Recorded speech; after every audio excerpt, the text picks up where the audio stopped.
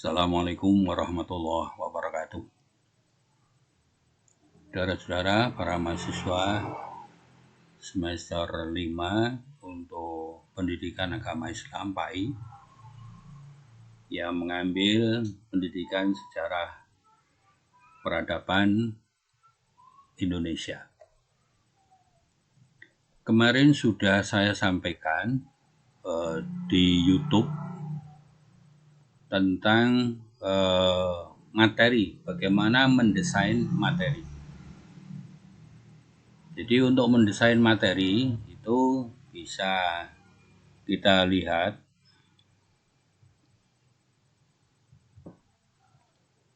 course design proses itu.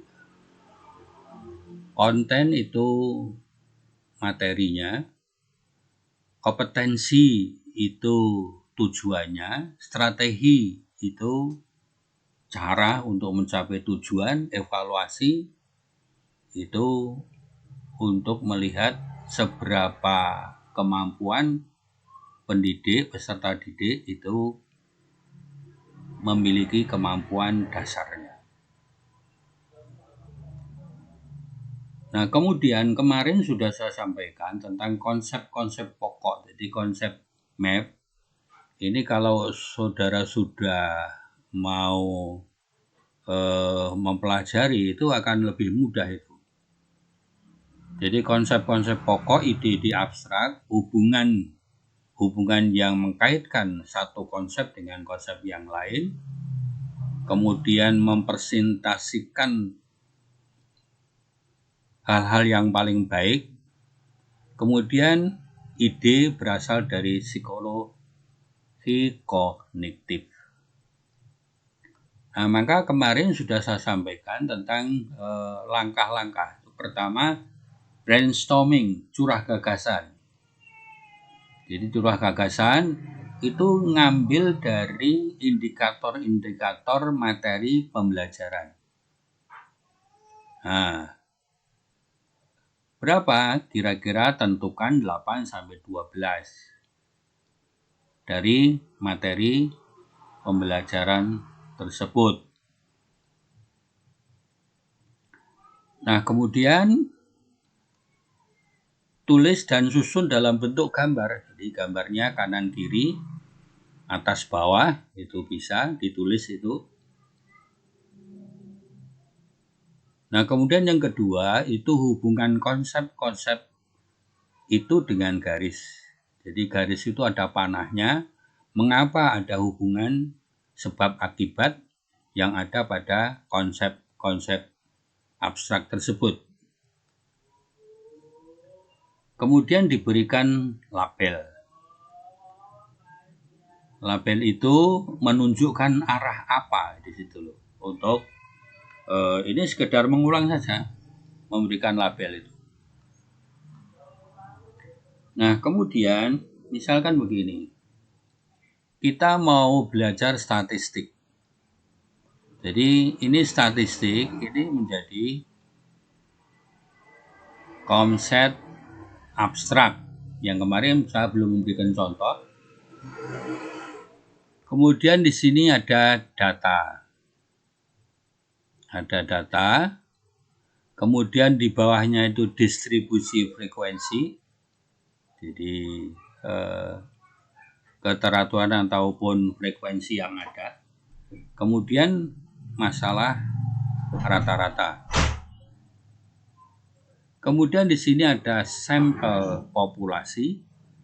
Di sebelah kanan ada analisis korelasional. Dan sebelah kiri adalah variabilitas itu. Nah, kemudian distribusi frekuensi itu dihitung dengan variabilitas. Tetapi distribusi ini dilakukan analisis komparatif atau komparasional. Jadi dari ke ini sakit 1, 2, 3, 4, 5, 6, 7, 8. Ini ada 8. Nah, minimal itu ada 8 konsep abstrak yang besar. Bisa juga dengan begini. Jadi ada dosen, ada idealisme, ada keterbatasan waktu, ini banyak tanggung jawab, ini seluruhnya asalnya itu dari curah gagasan. Nah, jadi curah gagasan. Misalnya ini dosen. Dosen itu memiliki idealisme. Bagaimana dan idealismenya itu berkembang, satu cita-cita yang dikehendaki secara ideal. Tetapi idealisme itu ada keterbatasan waktu. Bagaimanapun dosen dalam memberikan pembelajaran itu ada keterbatasan waktu. Mengapa keterbatasan waktu itu? Nah, di sini ada banyaknya tugas. Jadi ada banyaknya tanggung jawab. Nah, bisa juga itu kadang menimbulkan konflik. Itu menjadi sebab di sini. Oh, menimbulkan konflik. Itu sebelah kanan ini. Kemudian juga bisa mengakibatkan stres. Nah, akibatnya stres. Nah, kalau ini pada stres di sini, maka di sini bisa dapat terjadi karena prioritas dosen, karena prioritas pimpinan. Ini ada macam-macam itu. Kalau itu dari sayap kanan. Nah, kemudian pada tengah itu. Jadi dosen itu memiliki keterbatasan waktu. Kemudian di sini adalah menuntut adanya manajemen waktu. Nah, inilah menentukan itu pada kata kerja itu. Manajemen waktu itu termasuk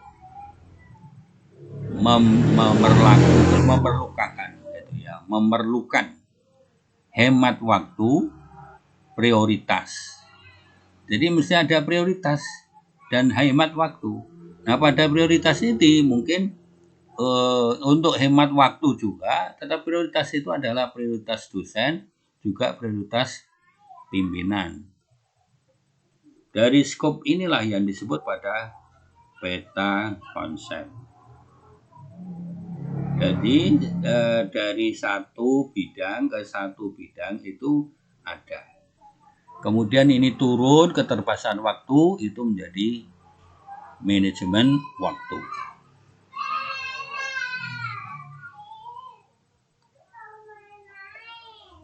Nah, maka begini juga bisa dilakukan pada feedback itu. Satu, apa hubungan antara X dan Y? Antara dosen dan waktu. Apa yang terjadi? Adanya memindahkan E, ada memindahkan Y. Maka di sini dari sebab dan akibatnya itu bisa. Kemudian Anda mengubah arah dari hubungan ke hubungan tersebut. Apakah konsep-konsep tersebut abstrak? Apakah bentuk konsep map ini yang terbaik? Nah, itu bisa berlatih. Terus berlatih. Ya. Terus berlatih. Nah, latihan-latihan itu bisa gini. Jadi misalnya kita mau melihat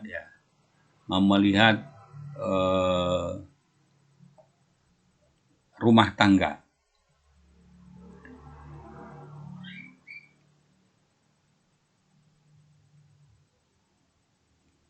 Brainstormingnya cinta, kasih sayang, rumah, keharmonisan, meminimalisir pertengkaran, masalah penghasilan, pekerjaan, kebahagiaan, kendaraan, kepercayaan, komunikasi, dan pendidikan.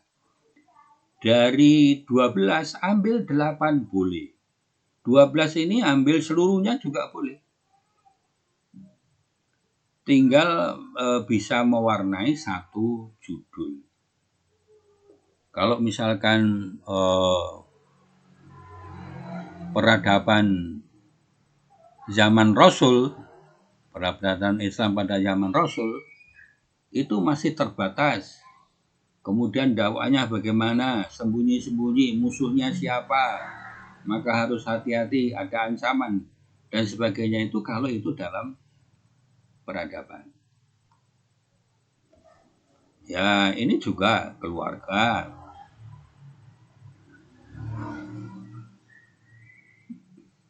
Ada mapan, ada keuangan, ada kebutuhan, ada standar kehidupan, rumah, sekolah, pekerjaan, gaji, tabungan. Nah, silakan itu jadikan 8. Ya, bisa kemudian dikecilkan menjadi 8 seperti apa yang ada di dalam ini. Kemudian Anda akan bisa membuat apa yang disebutkan dalam konsep map ini. Jadi konsep map ini ada statistik, kemudian yang kedua itu dosen tadi. Semua akan bersumber dari ini, keluarga. Nah, itu yang perlu Anda pahami itu ya, perlu Anda pahami. Itu, tetapi kita tidak boleh melupakan pada materi yang akan disajikan. Materi itu dari mana? Dari buku-buku, terutama SKI pada siswa madrasah sanawiyah atau siswa madrasah aliyah. Itu ditemukan pada SKI. Nah, yang kita ambil itu adalah peradabannya. Ya. Jadi hasil pemikiran pada peradaban waktu itu. Ya, waktu itu. Nah, coba ini diperhatikan. Kemudian besok mungkin pada hari Kamis yang akan datang itu saya akan ketemu di Zoom. Nanti Zoom berapa nanti saya sampaikan. Nah, di sana nanti tinggal ada pertanyaan-pertanyaan yang memungkinkan nanti bisa saya jelaskan apa permasalahan-permasalahan yang ada di dalam kegiatan-kegiatan. Ya. Itu yang perlu dan sangat kita perhatikan di dalam kajian-kajian ini. Nah, kemudian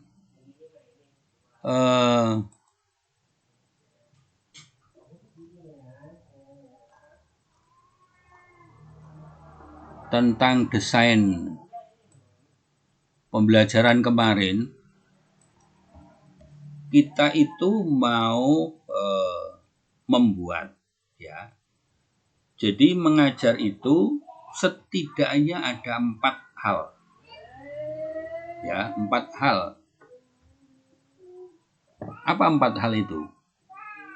4 hal itu adalah materi. 2, di sini ada kompetensi. Ya, ada kompetensi ini. Ya, ada kompetensi.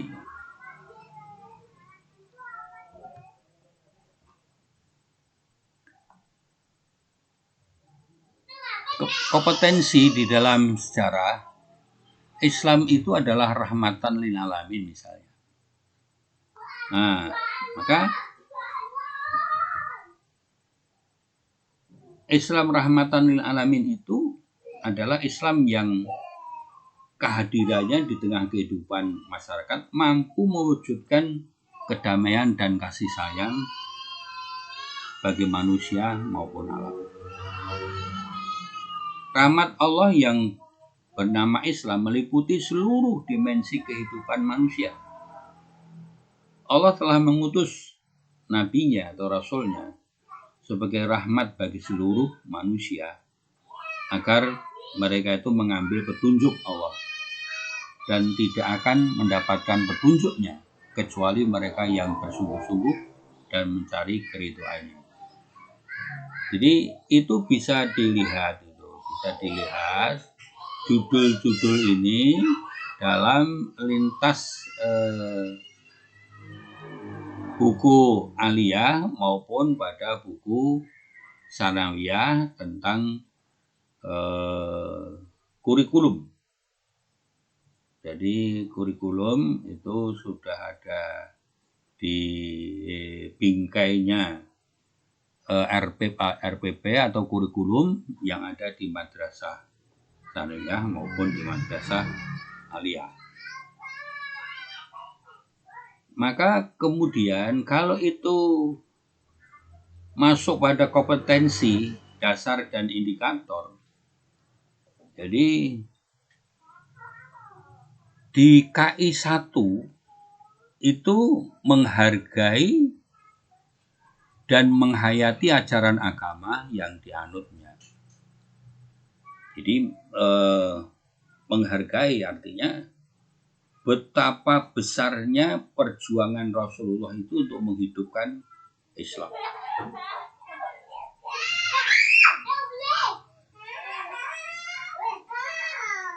Di tengah-tengah keberhalaan pada waktu itu. Nah, kemudian bagaimana menghargai dan menghayati perilaku jujur, disiplin, tanggung jawab, peduli, toleransi, gotong royong, santun, percaya diri dalam berinteraksi secara efektif dengan lingkungan sosial dan dalam jangkauan pengetahuan dan keberagaman.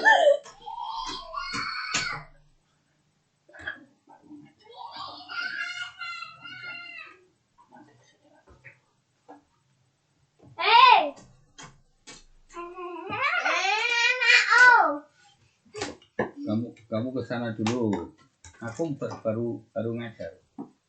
Oh, ayo sana. Yuk. Baik, maaf nih ada cucu yang ganggu.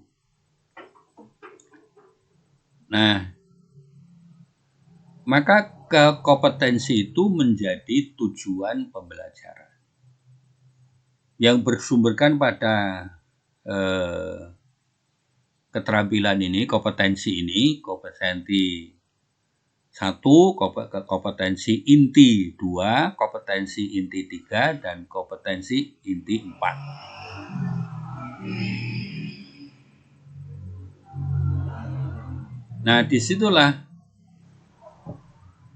kita masuk kepada tujuan pembelajaran. Ya, ada tujuan pembelajaran.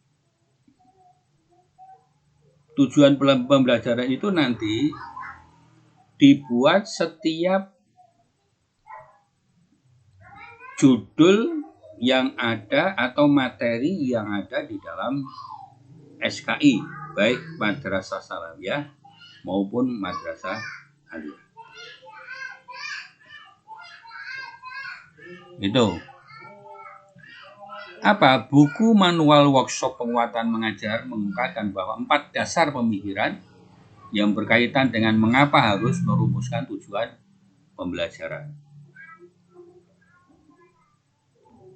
Untuk memfokuskan pengajar terhadap apa yang seharusnya diajarkan dan untuk menghindari pemberian materi yang tidak relevan. Jadi kalau kita itu mengajar sejarah peradaban, ya harus fokus kepada sejarah peradaban Islam. Nah, kalau itu fokus, maka tidak akan memuat selain kompetensi yang akan diberikan. Untuk mahasiswa sendiri itu fokus apa yang harus dipelajari.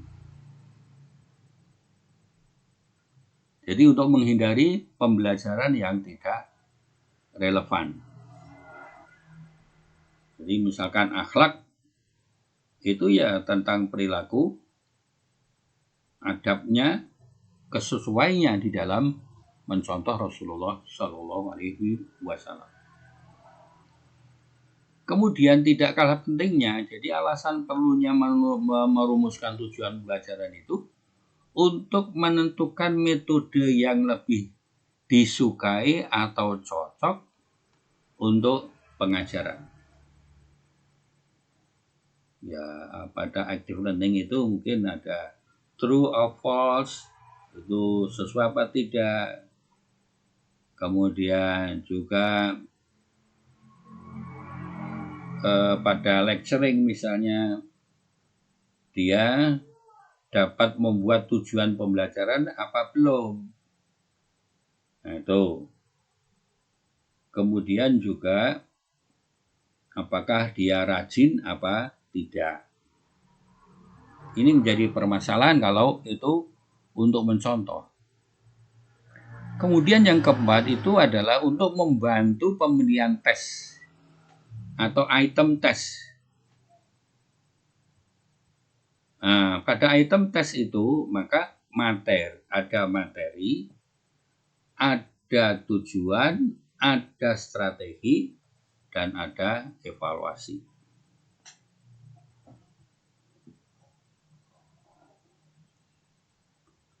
Itu yang perlu dipahami. Ya. Kemudian bisa juga pada tujuan pembelajaran itu memberikan arah yang jelas bagi para mahasiswa. Tujuan yang baik akan memberitahu kepada mahasiswa tentang apa yang sedang terjadi.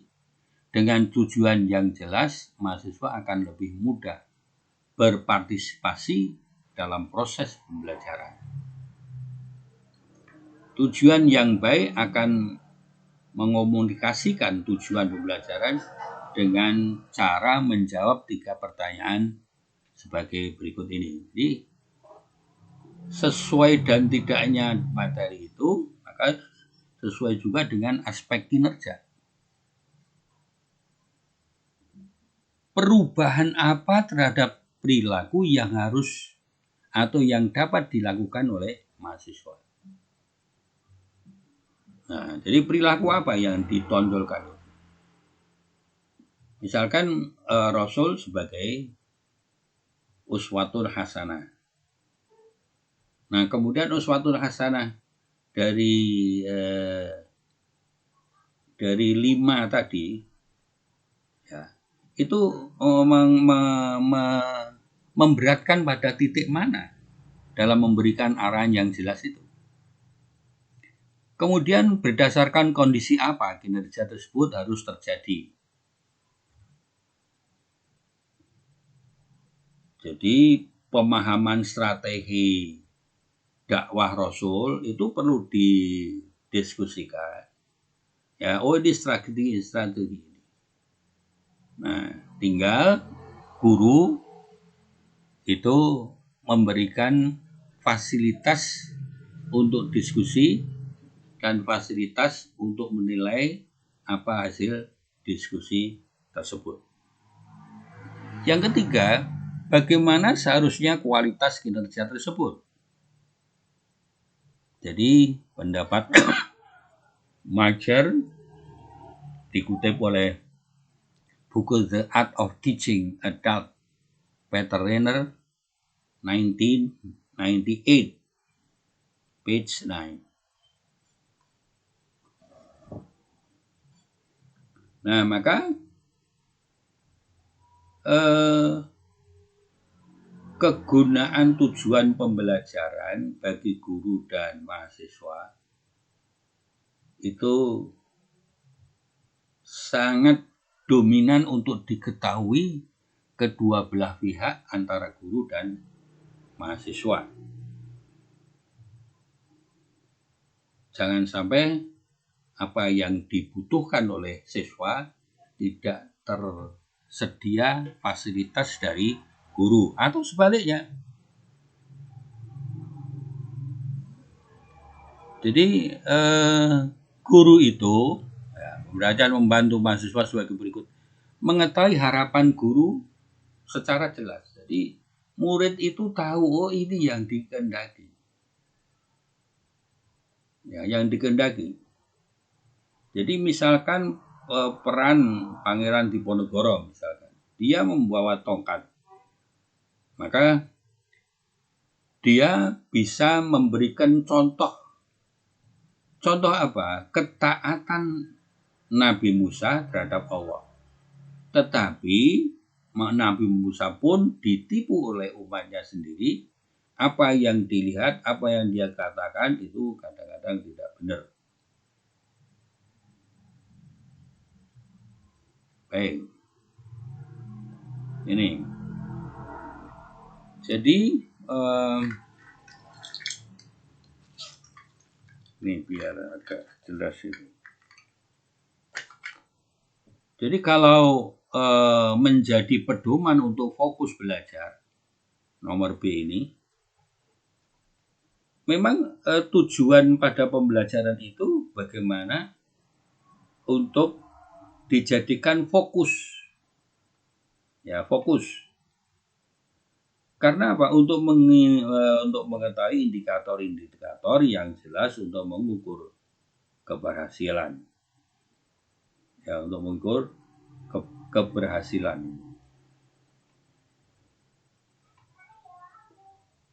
Nah, jadi itulah kegunaan tujuan pembelajaran bagi guru dan mahasiswa.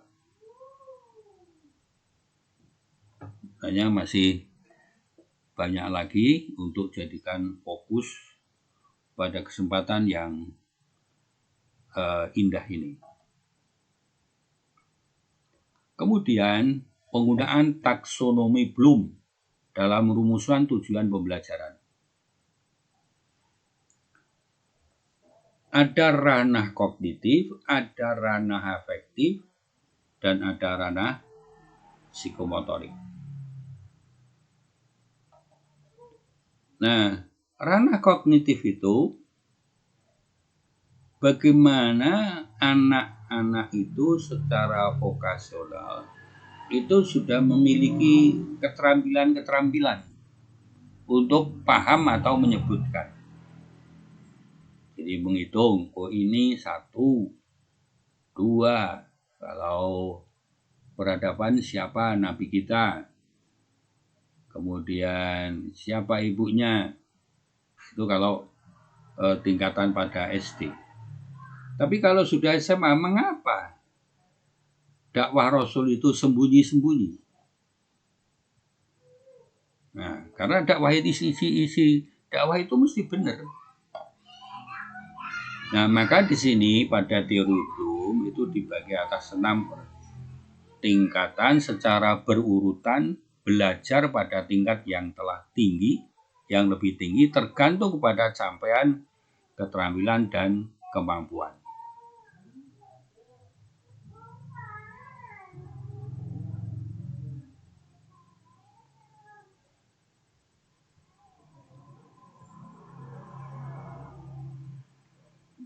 Kita lihat Bloom's taksonomi kognitif. Ada 6, itu adalah pengetahuan, pemahaman, penerapan, analisis, sintesis, dan evaluasi.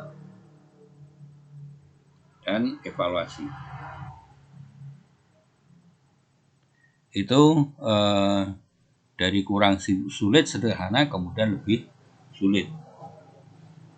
Jangan tingkat kesulitannya itu sama antara kelas 9, 10, 11 atau kelas 11, 12 dan 13. Nah, itu. Kemudian pengetahuan, pemahaman, penerapan, analisis, sintesis, dan evaluasi.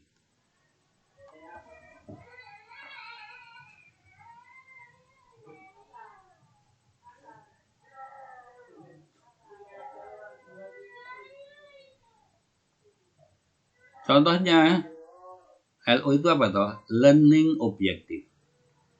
Untuk ranah kognitif.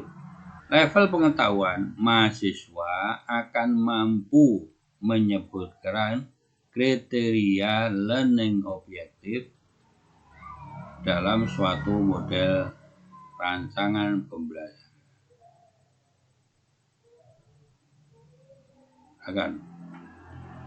Mahasiswa akan mampu menyebutkan kriteria learning objektif dalam satu model rancangan pembelajaran. Bisa juga menyebutkan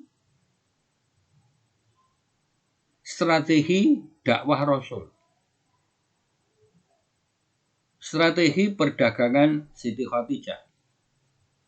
Itu menyebutkan trik-trik Khadijah melakukan perdagangan. Nah, kemudian level pemahaman, mahasiswa akan mampu membuat contoh learning objektif untuk bidang studi mereka masing-masing. Mereka masing-masing itu. Kemudian ada level aplikasi. Mahasiswa akan mampu menuliskan sebuah learning objektif pada ranah konkret.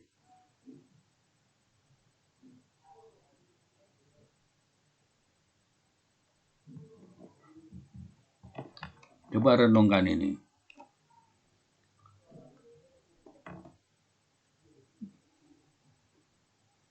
Misalkan pada analisis, mahasiswa akan mampu menunjukkan hubungan antara learning objektif, strategi, dan evaluasi untuk suatu pembelajaran yang efektif.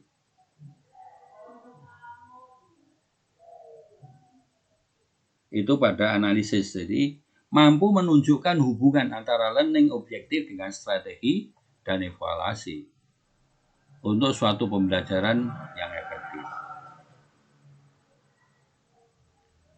Level sintetis. Mahasiswa akan mampu mendesain rancangan pembelajaran setelah mengikuti workshop pembelajaran selama 1 minggu. Kemudian di situ ada level evaluasi. Setelah membaca sebuah skripsi, mahasiswa akan mampu memberikan kritik secara tertulis, ya. Dan kritik secara tertulis berkenaan dengan metodologinya. Bisa juga dengan metodologinya, bisa juga dengan strateginya, bisa juga dengan tujuan pembelajaran. Nah, inilah yang kita pahami untuk sementara ini. Nah, kemudian Anda nanti akan saya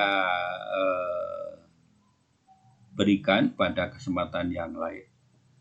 Misalkan pada ranah afektif, Bloom's taxonomy itu menjadi afektif. Bloom taxonomy efektif.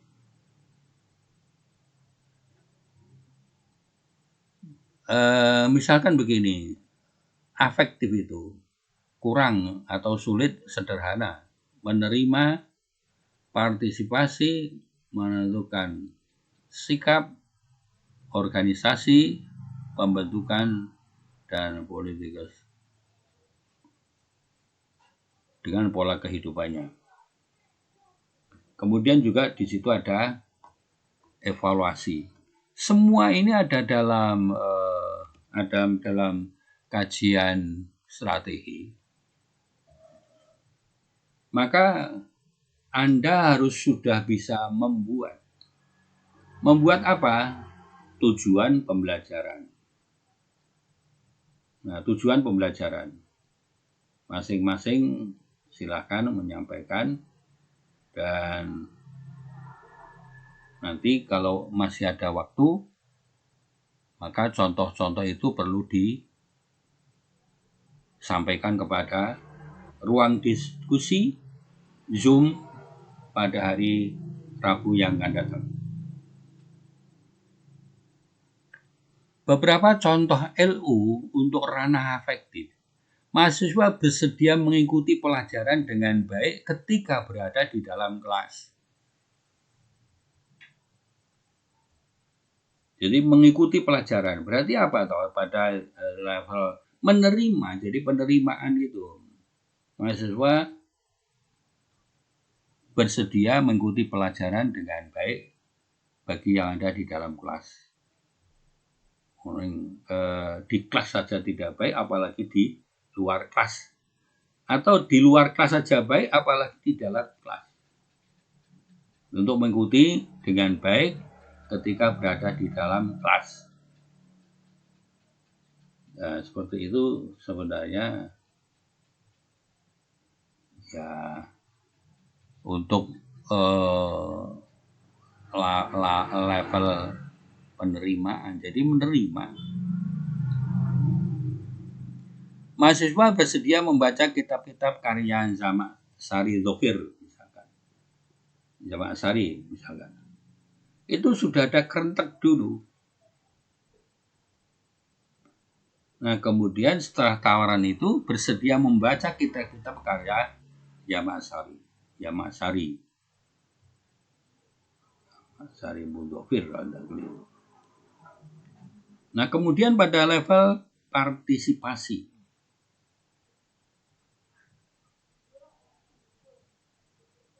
Setelah mengikuti training course desain, mahasiswa akan menyatakan minatnya untuk mengikuti kajian. Jadi mengikuti pelajaran terprogram selanjutnya diikuti oleh beberapa anak atau beberapa siswa. Itu pada efektif. Nah, apa yang harus Anda lakukan? Itu bagaimana kita itu membuat LO dengan materi yang ada. Nah, nanti itu dikirimkan pada bulan September awal bulan November. September sudah selesai. Nah, itulah yang perlu saya sampaikan itu agar bisa menerapkan dari contoh-contoh LO atau pembuatan soal. Di situ ada learning objektif. Level penentuan sikap setelah menyelesaikan mata kuliah ibadah, mahasiswa sangat sukarela membeli alat-alat sholat dan melaksanakan sholat berjamaah. Misalkan begitu. Nah, jadi kategori pada LO itu bisa disampaikan. Ya, bisa disampaikan. Nah, kemudian pada ranah psikomotorik. Nah, ranah psikomotorik itu ada juga 7 itu.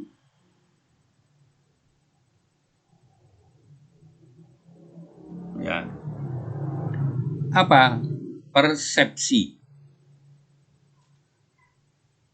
Kemudian yang kedua, kesiapan.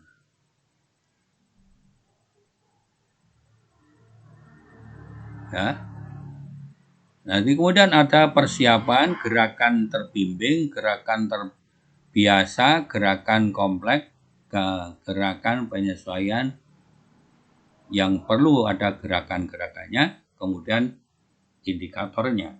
Indikator itu bagaimana ranah psikomotor itu bisa dilakukan dengan penuh keceriaan, ceria gitu.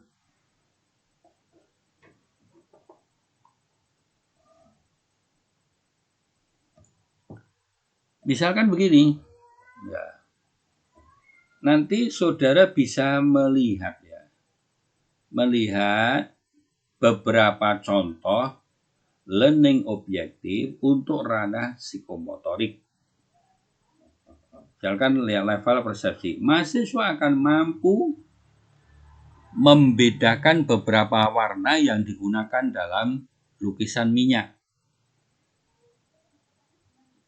Itu kalau hubungannya dengan IPA itu. Tapi kalau dengan hubungannya dengan ibadah, mampu membedakan, ya, mampu membedakan dakwah Nabi dan dakwah umatnya. Kalau dakwah Nabi, wah, dulu juga sulit sekali untuk menjadikan Islam itu. Tetapi orang-orang yang dulu itu sudah cinta pada Al-Quran.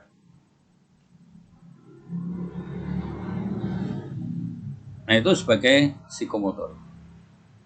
Level kesiapan, mahasiswa akan mampu menyusun langkah-langkah yang diperlukan untuk berbuat kue atau membuat dadar goreng, dadar telur goreng, misalnya. Ya, kalau itu dengan degree-nya dengan sempurna. Ya. Ini biasanya setelah kajian begini ini, kemudian saya berikan untuk seluruh mahasiswa itu membuat tujuan pembelajaran. Nah, kemudian saya koreksi mana yang sesuai, mana yang tidak. Ya. Masih ada kira-kira separuh yang bisa, separuh yang tidak bisa.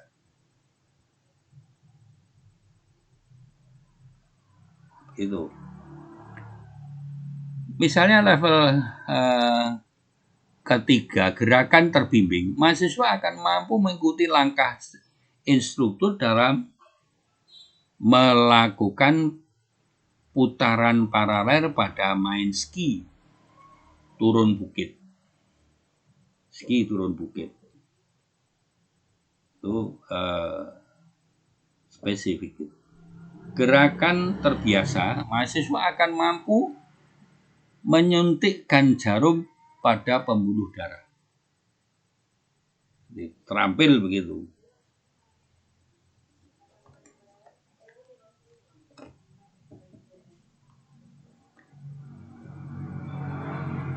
Itu kemudian komponen tujuan pembelajaran itu.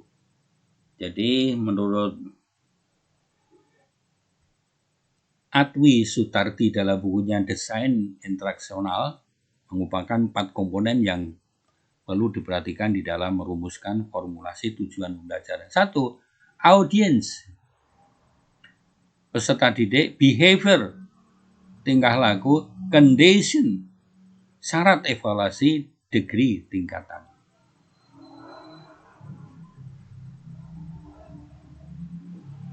Jadi desain instruksional, tujuan pembelajaran.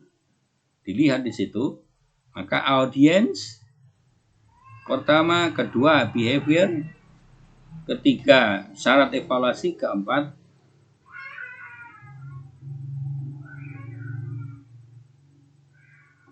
desain yang ada itu, maka ada degree, tingkatan. Jadi tingkatan terakhir itu misalkan begini, sesuai dengan Al-Quran dan Sunnah. Itu pada tingkatan itu. Sesuai dengan buku ajar. Sesuai dengan kurikulum. Itu.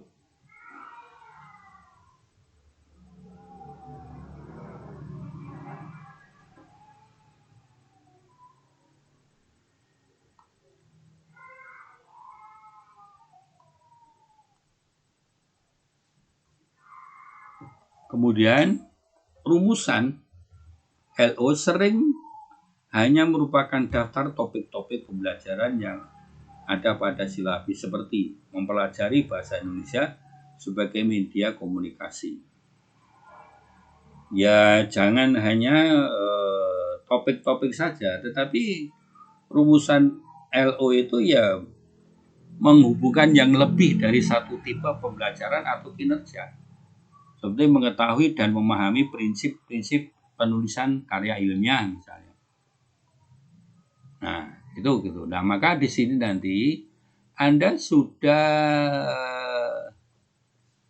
membuat untuk tugas individu itu. Ya. Bagaimana tugas individu itu dimiliki?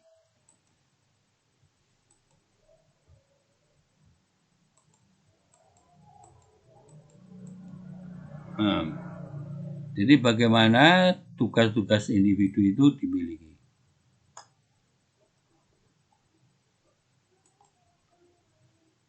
Jadi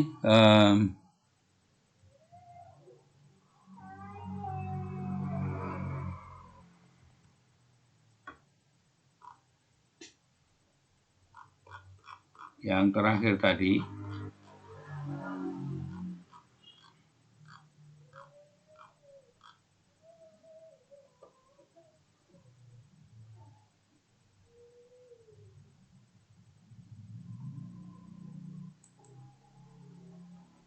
rumusan itu hanya mendaftarkan daftar topik-topik, bukan, tetapi bagaimana yang ada pada silabi. Terus mengkorek pada silabi, indikator, kemudian rumusan dari tujuan pembelajaran. Nah, maka nanti ini ada pembuatan LO individu. Jadi untuk penilaian itu nanti ada portofolio. Portofolio itu tugas awal apa, kedua apa, ketiga apa, keempat apa. Lah nanti masukkan ke file, nah kemudian dikirim. Bisa mulai online atau dikirim melalui email. Nah, sehingga untuk tugas-tugas setiap akhir pembelajaran itu ada karena kita akan mempersiapkan bagaimana kita itu mengajar dengan pembelajaran yang terbaik. Nah, baik. Saudara-saudara sekalian, saya kira itu dulu. Nanti saya tunggu komentar Anda pada Zoom hari Kamis yang akan datang. Selamat bertugas dan mudah-mudahan Allah meridhoinya. Mari kita belajar bersama dan kita kembangkan pada peradaban Islam yang kita lihat. Terima kasih dan Assalamualaikum warahmatullahi wabarakatuh.